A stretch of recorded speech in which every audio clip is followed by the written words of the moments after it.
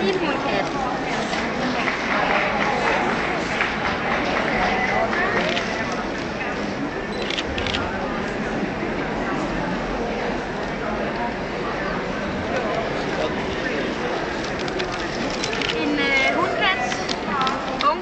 Som jeg kalder det i Danmark. Jeg ved ikke, hvad kalder I det i Sverige?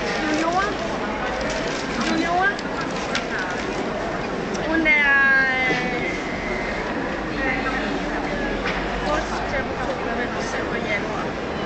Hun er lige gået op.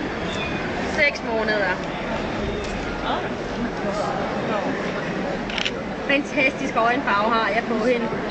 Utrolig flot øjenform har jeg også på hende. Flot markering i hendes kindben og flot runding har jeg på dem. God bredde har jeg i hende allerede. Fin længde på hendes næseparti. Hun er selvfølgelig et ungdyr. Hun trænger stadigvæk tid, men jeg synes, hun virker vældig fin. God medium bred er hun.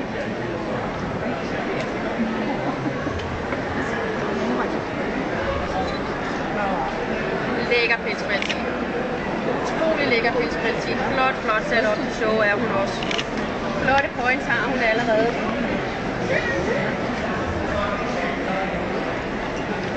Flot bredde har jeg i hendes krop allerede. Hun er en lækker substans i hendes kondition. Flot bredde har jeg. Fin længde har jeg også i hende allerede. Flot på sit ben. Flot kropsstruktur har hun. Fin benstamme har jeg. Og en fin halelængde har jeg også.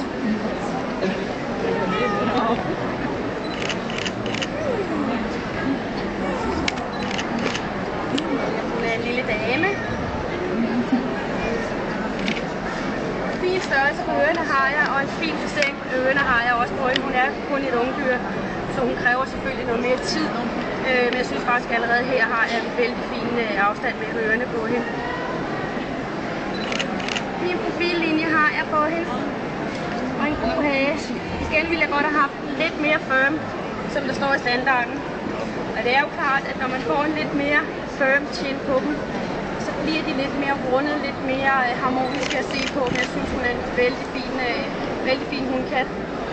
Der er ingen tvivl for mig, at hun er min bedste variation i dag. Og jeg ser hende senere til nomineringer også.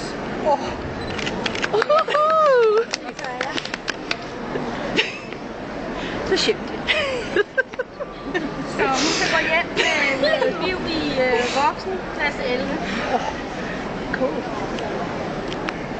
Vi kan ta emot henne här. Vad är det för taskig? Wow, vilken bedömning. Ja. Nu tappar jag kameran.